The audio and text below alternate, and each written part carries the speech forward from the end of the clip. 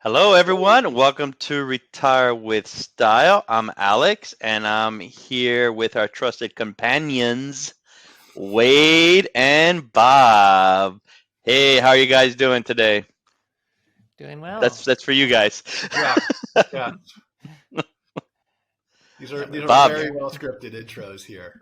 Bob, thank But you for that. I'm no Thank you for longer that a initial guest. Yeah, enthusiasm. I'm no longer a guest. No, you are. You are. You're Okay. you're in that. You're in that. What do you? You're in the pledge. You're pledging.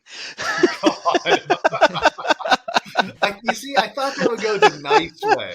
That I'm like a recurring character or No, something. no, no, no, no, No, we're no, going no, the other no, way. no, no, no, no. You're like what was it like? Charo on the Love Boat. You come on a lot as the guest. You love Wow, that these fell love boat flat. references Gee, here. I know, right? I don't know.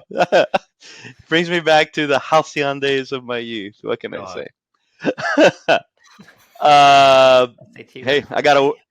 yeah. That's our word for the day. I was listening to the last podcast.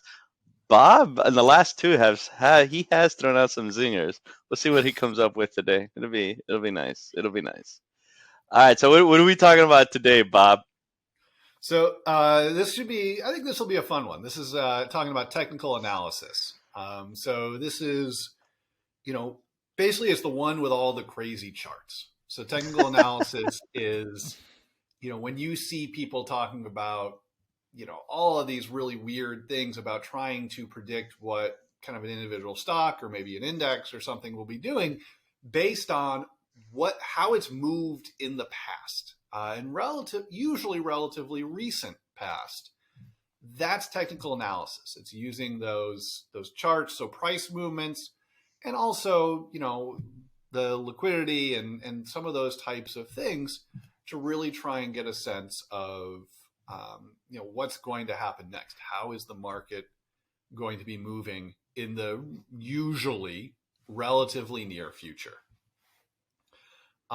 So I think I can just get the joke out of the way first. It doesn't work, but it's still really really common. Yeah. And so to Well, I put a thought you were little going to bit teach us more, the techniques you use for your own trading today. You're saying that Right? that's not the case? No, that's a big negative. you are Wait. talking about how you're watching, CNBC and stuff. They're real big fans of that, Alex. Yeah, yeah, yeah, yeah, yeah, yeah, yeah. It's got the pretty charts. It's got good Got the visuals. pretty charts, So, got the crazy charts. There's a couple things here because we did get this once, Wade. We were talking about dividend stocks. We were talking about dividend stocks, and there's nothing special to dividend stocks. I think it's more of a marketing play for the reasons we outlined in the podcast, or it's a behavioral kind of thing where you like compartmentalizing things, but it can bring on more risk than what it's worth, et cetera, et cetera. But someone wrote in saying, why didn't we bring somebody in that could talk about the flip side of that story, right? Well, it's our podcast, right? And, and we don't want to do that. No, there's a sense that if you bring somebody in to provide a counter argument, then the counter argument is equally weighted. Like the 50% of the people follow it and 50% of the people don't follow it, right? For technical analysis, there's no way in hell that we're going to bring in someone to bring in that proponent thought. Much the same way that I wouldn't bring in somebody here where there's somebody in the medical profession and then somebody talking about voodoo. It just no matter how much the dark arts can can attract somebody, it's just not something that professionally we can do. I do have a question for Wade and Bob, since you brought this on. You both have CFAs, Chartered Financial Analysts. Can I ask you designations so we don't get sued by them? Can I ask you, as soon as you got your CFAs, how quickly did you want to get your CMTs? I think that's Chartered Market Technicians.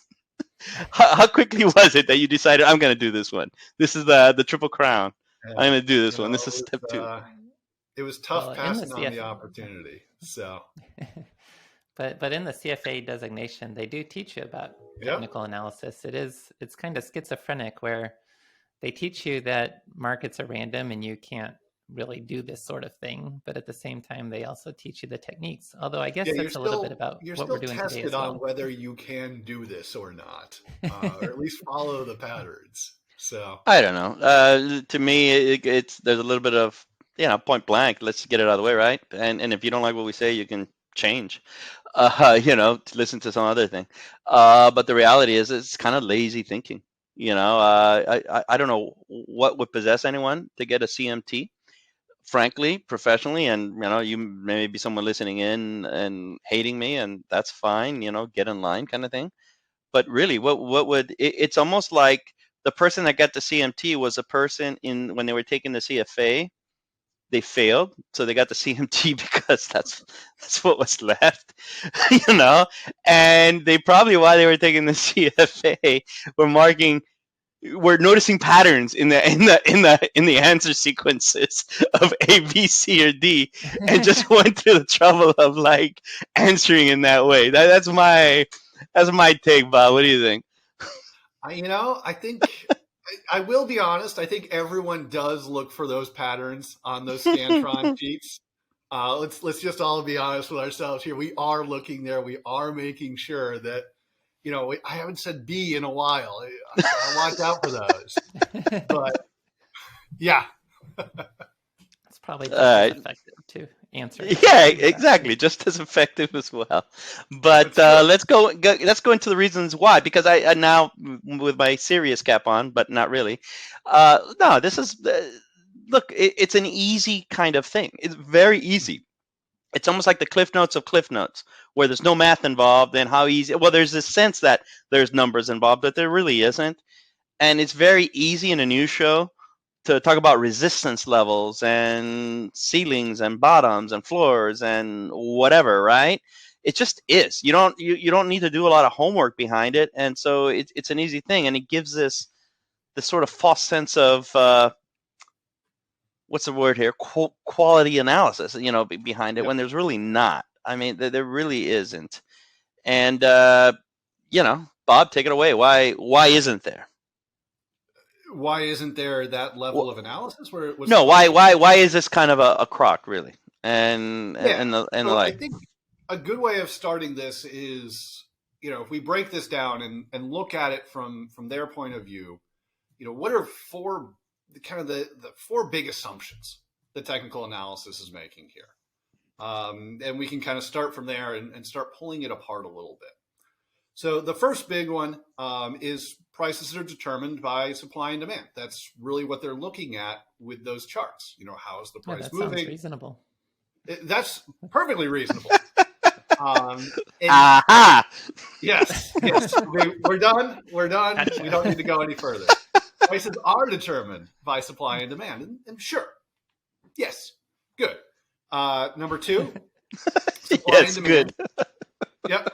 Both have rational and irrational components there. Again, yeah.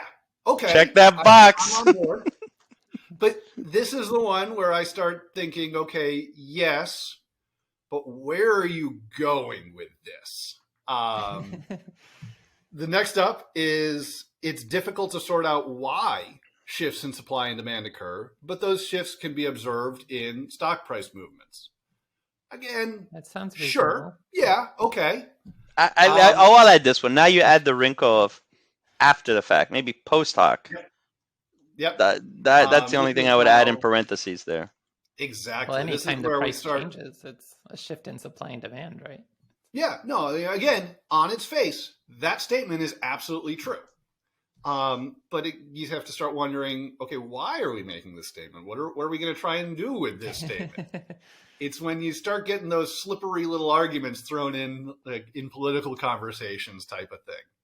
Yeah. And then this last one is where it all falls down. Security prices move in trends that last long enough for investors to act on them, so that knowledge of the past impacts what will happen in the future. That's simply not true. That's simply not true. Because all of that information has already been incorporated into prices. But Bob, I can show you how my 20-year historical whatever model has outperformed. So Yep. I take umbrage with your assumption there. Well, if you did, I mean, and we'll talk about this later on with some other stuff, but all of this is random. All you're telling me is you're a really good coin flipper. You got lucky for a long period of time.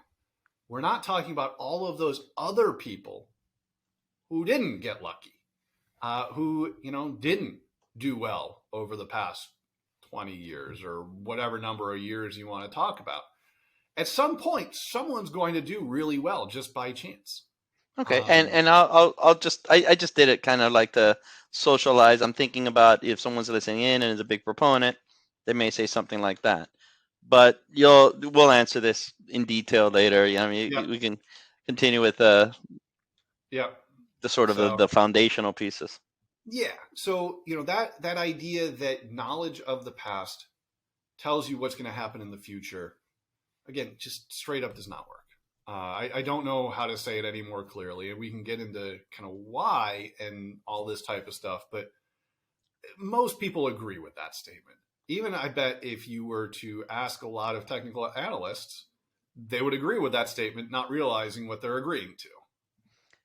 No, Maybe there's patterns, but the idea that you can discern those patterns in a way that no one else has done, which is where it all starts to fall apart immediately. Exactly. Because once these patterns emerge, even if they work, as soon as people know about them, that's going to create a problem on a forward-looking Yes. basis, right?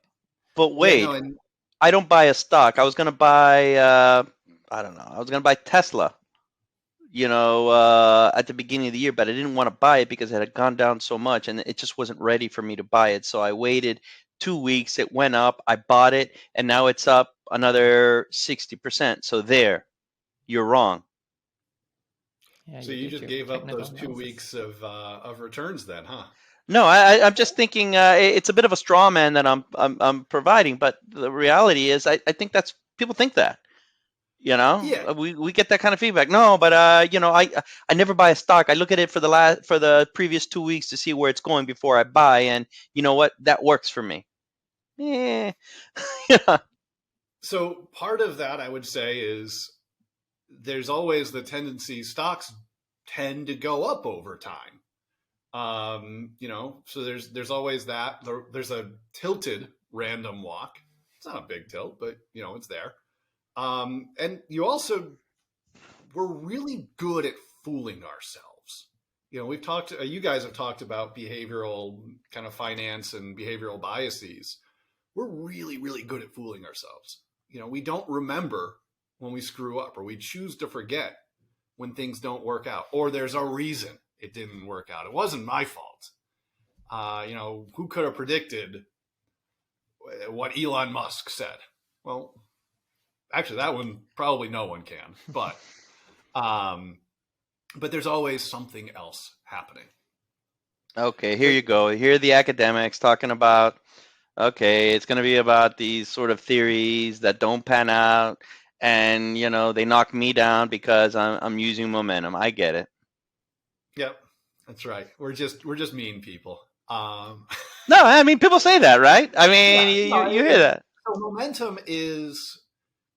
momentum's an interesting case, and it's because there is some stuff in the data where and you can use all sorts of different screens and things like that, but stocks that have done well in the past, by and large, over kind of a diversified portfolio, tend to do better than stocks that have gone down relatively recently in the past.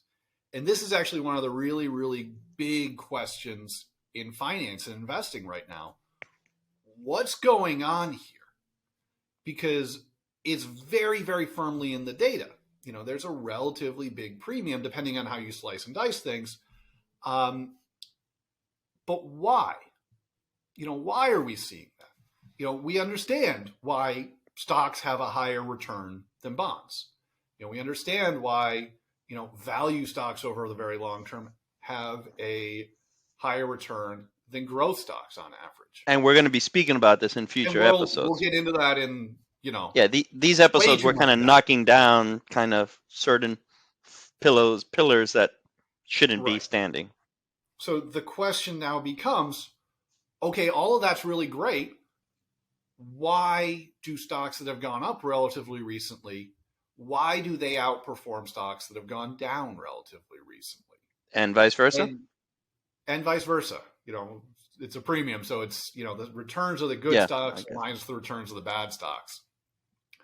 So you can still, as we've seen last year with the value premium, both sides of that equation were negative. Everything went down, but the value premium was still pretty darn big.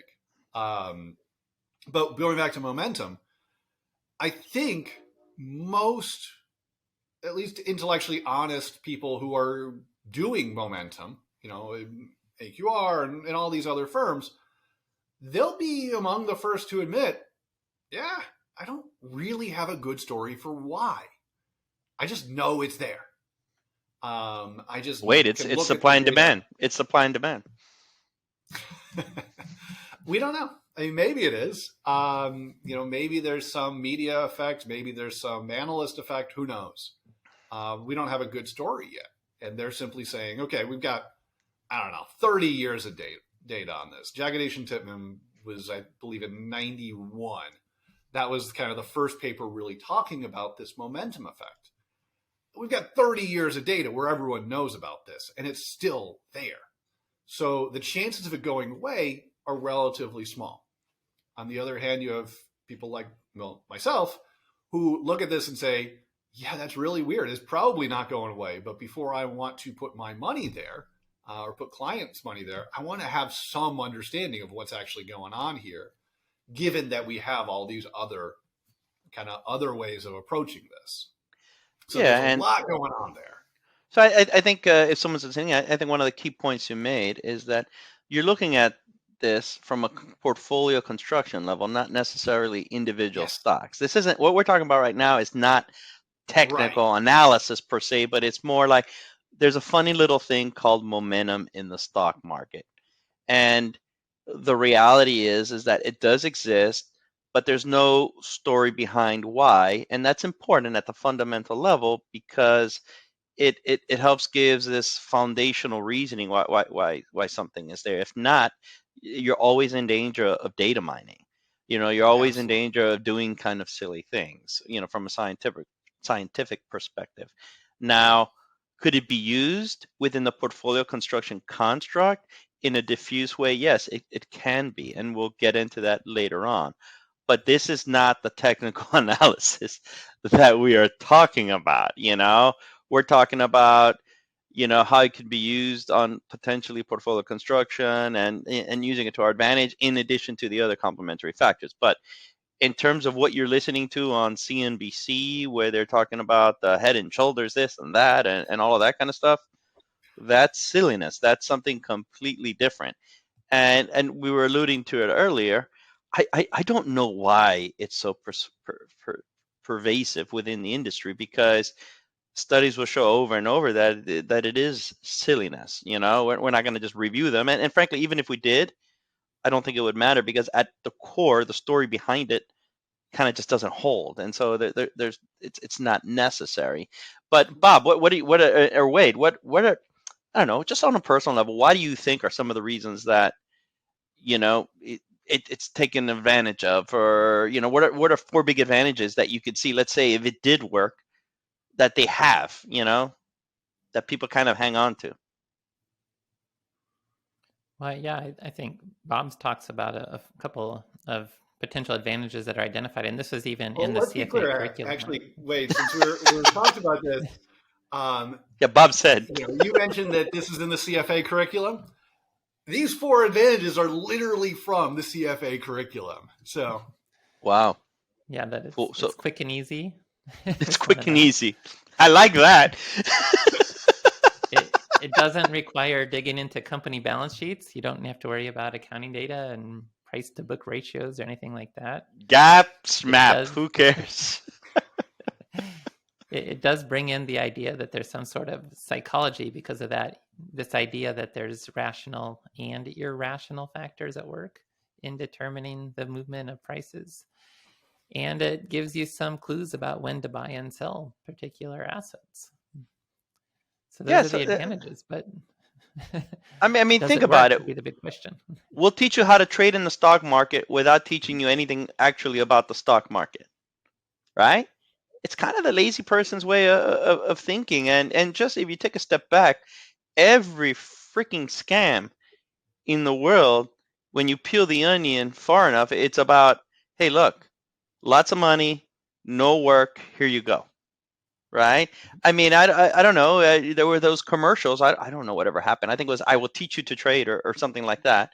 On weekends, those infomercials where it's a red light, green light, yellow light signal. You get a green light, you buy. Red light, you sell. Yellow light, I don't know, maybe, right? And they would teach people this, and they would bring them into these hotel ballrooms and stuff like that. And they made money by preying on the marks. Really, at the end of the day, no one made money on, I'm sure, of doing this, even though they had these testimonies, which I don't know how they would do legally, but whatever, right? But the reality is that it's silly, in these levels. They really, the four big advantages is it's quick and easy, doesn't include data. You can go home now, incorporates psychological factors, and it tells you when to buy and sell. I mean, it's like a genie, Yep. right? Yeah, no, my favorite example of this is one of the big kind of systems of how people do this is called the Dow theory. And it was created back, I want to say in the 30s, based off of Dow, editorials that he wrote, the guy who created the Dow Jones indices. There was pretty soon after it kind of was systematized, there was someone who in the 30s went back and looked at, okay, how did this actually do? It was, what was his name? It was Alfred Coles. He looked at, okay, is it better to buy and hold a bunch of stocks, over this time period? Or was it better to follow this Dow theory? And, from the period 1902 to 1929, buy and hold won. So all the way back in, I think it was 1934, we knew this thing didn't work.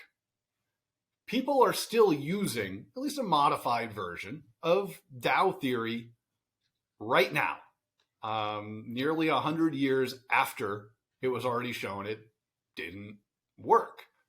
But it sounds really fancy. Nice. The word theory is in it. Must work. That's right. It's theory. It gives you one of the big advantages. It gives you definite answers. A lot of the other ones, you give two people following the same approach, the same set of information, they'll give you different answers. Most of the time, people doing the Dow theory get the same answers. So it's much more scientific. I think something that brings to mind when you're talking about this, because there are, people can look backwards into data and identify patterns that actually did work. They can do that. They can look at, they can provide these backward looking sort of machinations and say, aha, here it is, right? And then they go forward, and when they do, or they publish an article on it, everyone knows about this. And when those things happen, they kind of like, well, it could be random, but more importantly, when everyone kind of knows about it, it dies out. I know Swedroe loves to write about, I forget the article that he points out, but something along the lines of there are various trading strategies that you can look back and figure out, oh wow, it did work. But but they're done again post hoc. They're done after the fact. Because there's no story, because there's no like risk story behind it, because there's no this overarching kind of thing. And you said something interesting about trend in general, but when you start really, giving it these sort of interesting twists and turns to these strategies, because there's no real story behind it, it kind of dies out once it gets surfaced. And these folks have this, and I'll say it one more, and these folks then, these technical analysts have effectively a get out of jail card, which is, oh, I just need to refine my model now. Mm-hmm. But if you're constantly refining a model because it no longer works, remember, you never had a foundational story for why it should even manifest to begin with. So if you're constantly refining, then after a few years, your model looks something completely different than what you started with. It's almost like if a value factor strategy became a growth strategy without knowing after a while. You know what I mean? Like it's you're giving yourself the get out of jail card to kind of resubmit and revise, or revise and resubmit, when in fact there shouldn't have it should have been like rejected from the very beginning. Absolutely. Yeah, I mean it's entirely data mining, and not even good data mining at that. Yeah, and so data mining is, if you look at data long enough, you can see some sort of pattern, and whether or not that pattern reflects something that has a true economic story behind it, or whether that pattern is just the result of randomness. Like, it's the whole idea of, when you look at clouds, you can see images or faces or things, and that's called pareidolia. And I had to look that one up before. Yeah, that was going to be my next question. I was like, wow, where did he come up with that one? But wait, what is it again? Pareidolia. It's the looking up at the clouds and seeing a face or seeing an image in something where there's clearly not an image. The human brain is designed to recognize patterns in randomness.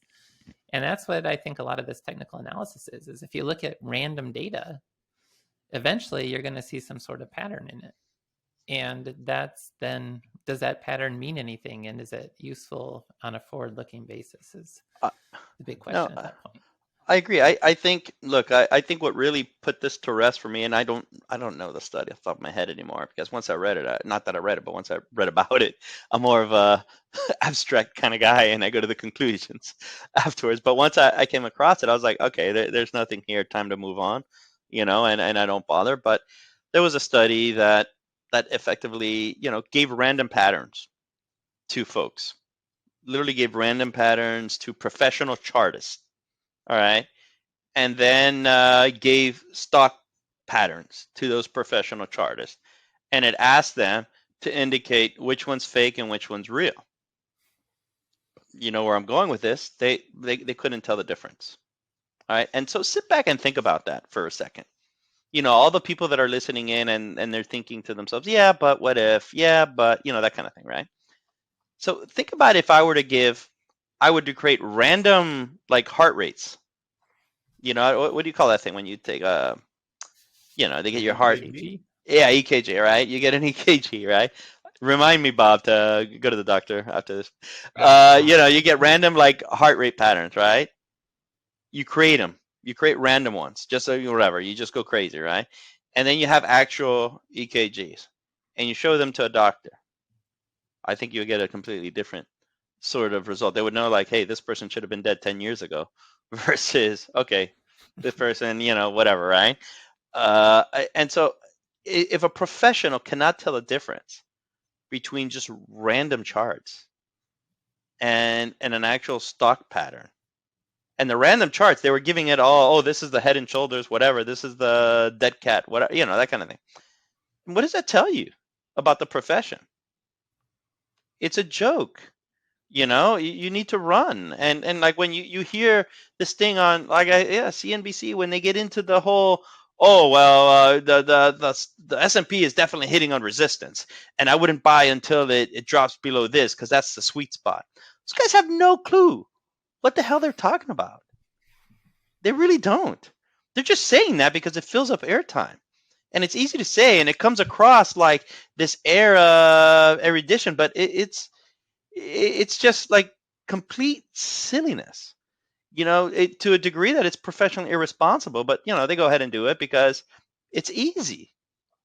It's easy, and it's sometimes you gotta, like, strip out the reasoning to its basic core, and it's just lazy, easy thinking. And that has been the cause of who knows how much lost money, which is the real issue here. At the end of the day, we're not trying to listen. I wish it were. There'd be a lot more people with more assets in their retirement accounts. But the fact is that the inverse occurs. And so, it's one of those that we can't be nice and just say, oh, okay, it's another way of doing things. No, it's an irresponsible way of doing things. Yeah. Yes. Plus, it takes a lot more time than doing it right. So. Yeah, I mean, and so you got to ignore that, from the standpoint of, I don't want to put money in because we're in a, I don't know, cup saucer chart or whatever. I don't know. You make that one up. No, I think there is something called cup saucer. No, there I- is I- one. Yeah, Yeah, Exactly which yeah. one it is, but there is a cup and saucer. Yeah. I will say this, and Bob and I share this. I love the names that they give them. I love the names. I wish we had like creative names like this in indexing strategies. Bob, you wanna? I mean, what? I know, but even these names give it the sense of like trade floor sort of savviness, which it's silly. I mean, Bob, what are some gems here? Since you're Yeah. the So some of my favorites are Bollinger Bands, detrended price oscillators, vortex indicators. oh wait Triple- before here. Well, go on. Sorry, I see where you're going with this. Okay. Triple lending. My favorite is the ultimate oscillator. We also got Koppel curves, Donchian channels. Okay. But wait, I've got a question for you. I made up one of those. Which one do you think it was? Well, triple lending sounds like a figure skating jump. So God damn it. No, it's not. It's made up, but it's not a figure skating jump. Come on, wait. Triple lending. is that where you start backwards, spin 3 times, and land on your right leg? No. It's from the movie Back to School. It's a Rodney Dangerfield movie. He goes back to school he's like a guy from the streets, right? Never went to college, etc., but was successful. Plumbing? Was he a plumbing thing, Bob? Of all things, have we been talking about it lately? He joins his dad. He joins his son, and one of these kind of father-son movies. And he was he was famous for jumping off like piers in like Jersey Shore or something like that. And so he joins the swim team, and the swim team is losing, and his son's on the swim team, and so, Dad, you gotta jump, you gotta come back, you still qualify for the NCAAs. And so he says, all right, fine. And his famous jump was the triple lending. So you have Rodney Dangerfield doing these backflips. I think it was on 3 boards, hence triple. and a legend is born. Wait, there you go, the triple lending. Yeah. Oh, so that was the right answer. So wait. Yeah, you got it, but not figure Got it skating. right So I'm not giving you full credit.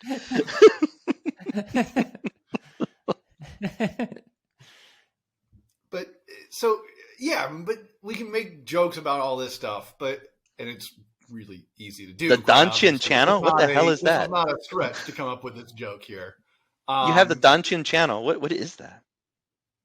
I don't even remember. I came up with this list a while back, but Donchian all channel. of these are- That sounds like Lord of the Rings, and you're trying to go in. Do you know how they went in through tunnels that were dangerous?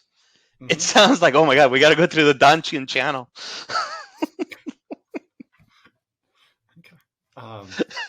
Sorry, Bob. Sure, we'll leave it there. But I think broadly, one of the things that you're going to find when you start looking at these things is technical analysis really falls into 2 broad viewpoints, and they basically cover the entire spectrum. So there's contrarian views, which are investors are usually wrong, so do the opposite. And then there's the quote unquote smart money view, which still says everyone's dumb. Most people are still wrong, but the smart people know what they're doing. So follow the smart people, follow the institutional folks. Now, one thing I'll call out, how big do you think the institutional market is relative to, say, the retail market? It's pretty massive. So between those 2 ideas, do exactly the opposite of everyone, or do what the institutional money is doing, you basically have everything. You can do pretty much whatever you want, and it will fall into one of those 2 categories. And, we can get in, I don't want to get into all the different theories. We already talked about, we mentioned Dow theory earlier on, but there's things like Elliott wave principle and stuff like that. Going back to that comment, I'm just trying to make sense of it because the first time I'm hearing it in this manner. Are you saying that they cover both angles? So the theories, the broad viewpoints cover the entirety of market participants. Yeah. Hence, what does that mean? Because I kind of think it, but I'm not 100% sure. Yeah, hence what that means is you can justify whatever you want to do. It's one of those where it's a theory or it's a solution in search of the theory to get you to that solution. If you think that Cisco is going to do well over the next week, whatever you want to call it, there's something in that chart. There is some theory out there that will say this chart says Cisco's going to go through the roof. There's also some theory out there that says Cisco is about to crash and burn using the exact same set of data. And it is just a matter of, okay, which one do you pick? Or you pick after. Which one can you identify after? Because I would think before. Absolutely. Before, it just depends if you're a pessimist or an optimist, I guess, right? That's effectively what it comes down to. Yeah. Yeah. And with this smart money view, what's the modern world of technical analysis? Is it people are supposed to do this on their own? Or are they supposed to buy funds where the experts running the funds are doing? I guess it depends on what you're selling. Are you selling a book to tell them how to do it themselves, or are you selling a fund? Well, the smart money view was like that guy. I remember Laszlo Birini. I don't know if he's still around, but he would follow the institutional fund flows. Yep. That kind of thing. I think they even mentioned him in the book Predator's Ball, where it was like equities in Texas. It was like investment bankers that were terrible. They sent them down to Texas to work on equities, and I think Birini could have been part of that group. That kind of thing. But yeah, I mean, he was a money manager that made his living off of just selling the idea that I'm following institutional fund flows. Mm-hmm. And the reality is this: if the folks that make the most money off of these trend following strategies are newsletter publishers. Mm-hmm. That's it. And those folks aren't regulated as advisors. They're publishing companies. They can write whatever the heck they want over and over and over and over. And it's not like if they shoot out 10 potential things that can work, right? And 2 months later, one of them works, they're going to point out, hey, our strategy worked for et cetera, et cetera, et cetera. And then the ones that didn't, they're just going to bury them, and you're not going to hear from them again. And they're going to perpetually publish stuff like that over and over and over. Or they're going to say, hey, our 3 stocks returned 10,000% over the last 10 years or something like that, because out of the 500 stocks that they recommended, one of them happened to be Amazon, right? I mean, it's very easy. And they're gonna point to some sort of trend following strategy that led them to that thinking. You can do that when you're publishing newsletters because you're just not held accountable. It's simply like CNBC too. They're not held accountable. Nobody goes back to CNBC and says, hey, Tuesday, 3 months ago, you said this based on the resistance levels, and guess what? It didn't work out. So now what? They're going to say, have a Coke and a smile and move on. That kind of thing. And so, yeah, I don't know. I don't know where I went with that other than like, yeah, they're giving themselves always a get out of jail card, by the way that they're presenting this. And Bob was 100% right. They're solutions, if you will, in search of something. So I think the most important there was a Coke and a smile. Where's that from? Bob, man, those are commercials, man. Those are commercials. Have a Coke and a smile. And it's actually a reference to Eddie Murphy. I think it was Delirious, the stand-up show. Now you asked, right? Eddie Murphy, Delirious, and Eddie Murphy would cuss a lot, right? And so at the time, Bill Cosby got in his case. Of all people, Bill Cosby, right? Bill Cosby got in his case for like cussing. Bill Cosby always presented himself as the family man's comedian. The irony is deep, right? The family man's comedian, et cetera, et cetera. And Eddie Murphy wasn't having it. At that time, you got to remember, Eddie Murphy was like the star of Saturday Night Live, had two best-selling albums, stand-up, and was on the top move, was #1 box office person. And so he's there at top of the world, and he's like, oh, and he's talking about the story how Bill Cosby contacted him about cussing. And Eddie Murphy just says, Bill, enter cuss phrase, have a Coke and a smile. And that became kind of a soundbite if you grew up in the 80s. So there it is. Okay. Okay. Sounds Side good. note, Bob has never seen The Godfather, which That's I right. think is a failure on many levels. Wade, have you seen The Godfather? I have seen The Godfather. Okay. So Wait, let's Bob, set the stage Bob, here. huh? Let's set the stage here. So Alex, as you can probably tell, his undergrad degree is actually in film. He was a film major in school, which actually I think should tell you a lot about him. Bob, everyone just dropped off the podcast.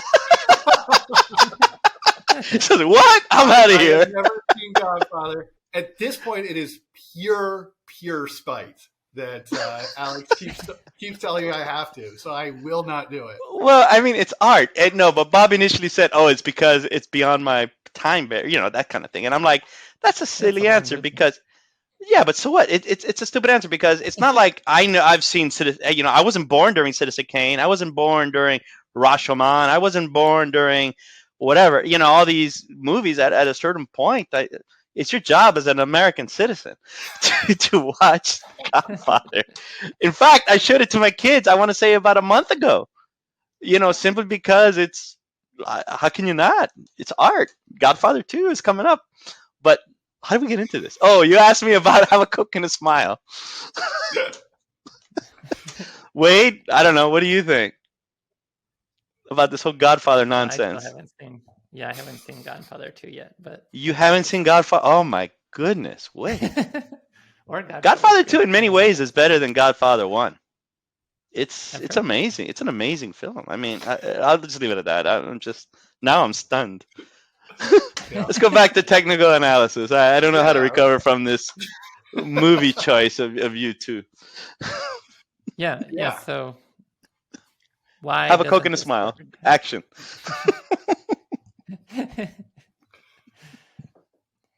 Like, what are the reasons why shouldn't technical analysis work in practice? I guess that's really the main thing we should make sure we've covered in enough depth to not have the entire episode be us bashing on technical analysis without any sort of reason why we don't think it's a good system.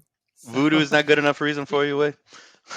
Well, Bob, you've pointed out, since the 1930s, there's been these studies that just show the stock market, it's really a random walk with drift. Mm-hmm. That's, as a long-term investor, we do expect the economy to grow and for stocks to rise over time. But for any given day-to-day movements, the idea of the random walk is we don't know if tomorrow's stock movement would be up or down. Technical analysis tells us we do know, we can predict. We have a much better than a coin flip chance of knowing future directions in a manner that goes beyond just the general trend upward over time. And if that's the case, like if that's kind of the whole point of this conversation is, if there was some way to be able to predict better than a random chance what the market was about to do, wouldn't that cause people to use that technique in a manner that then wipes out the ability to have that predictive power? It would get baked into the price. I think that's ultimately, if people know about technical analysis, everything that we know about technical analysis, even if it was correct, should get fed into today's current price in a manner that there's no way for any additional predictive power to be there. Because if there was, we'd use it. And if we predicted that the market should go up tomorrow, we buy the stock today, and that pushes the stock up today such that then tomorrow becomes random. And that's the biggest problem with something like technical analysis, right? It just simply doesn't provide any sort of mechanism for us to think there is still predictable power beyond what we already know. Exactly. I agree, and I want to just say how that echoes the previous comments and why that's important just on a foundational level, from an investing framework level, right? So there is no persistency, right? There is no persistency because there's no economic reason for there to be this sort of advantage. Right. And this is different than, let's say, the value premium, where people know about the value premium, but it still persists. Right. And so we'll get to that later when we talk about value investing. Right. but there is no persistency here. And so that's the ultimate, it's rudderless because of that. The second piece to bring out, and this is when Bob was making his point about smart money and contrarian views. You can have these two viewpoints about it. It sets yourself up on a human level to give yourself this out, because you can then provide why it went up based on technical analysis, or why it didn't work based on technical analysis, and then you need to refine your model, but you'll get it next time. And that's just, that's like what a flim flam man sort of does, when he's setting you up for a con, really, ultimately. And so you just need to be aware of those things, that when there's no science behind it. It looks like it's science-y because look at these charts and all of that. But when there really isn't anything there from an anchoring perspective, you just simply need to move on. It's as simple as that. And I think Wade said it. Wade is pointing out the persistency. And the reasons that we said earlier in the podcast are lack of a foundation and this openness for various interpretations that are very convenient. It sounds like astrology to me at that point. Mm-hmm. And ultimately, that's kind of, it falls along the same sort of category. It's like I said earlier, the human mind is designed to look for patterns, even if they're finding those patterns in what's otherwise random. And thinking you see all these patterns in stock market movements, it just seems to me like it's taking that same sort of natural human tendency in the direction of trying to predict stocks in a manner that just can't really be done in practice, and that we've known since at least like the 1930s that can't be done in practice. Okay. And that's really all there is to say about technical analysis. Yeah, no, I agree. Let me maybe bring it to a little practical thing.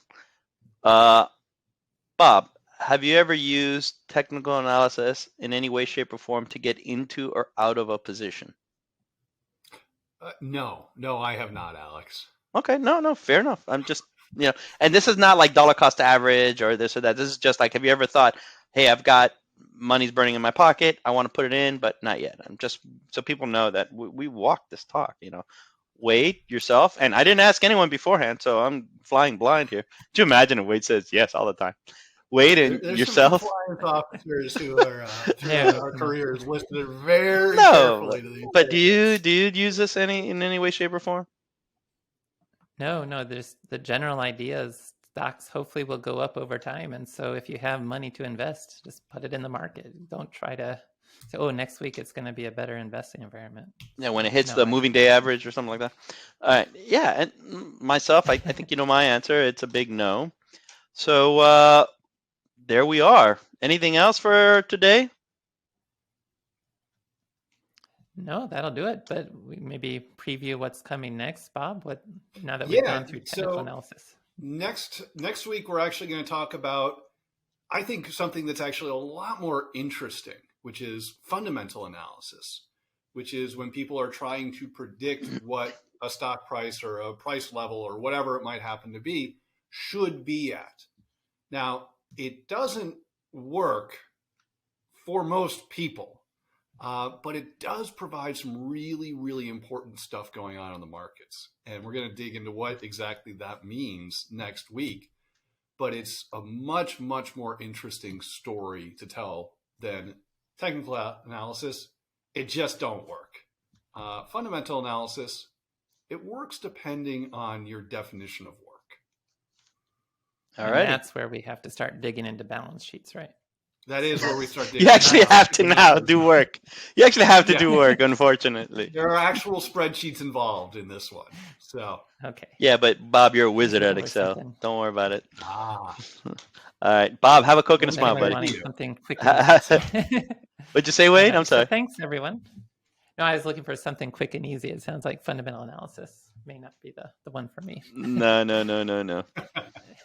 All right, everyone. Thanks again. Appreciate you spending the time with us, and we'll catch you next week. Yep. Take care, everyone.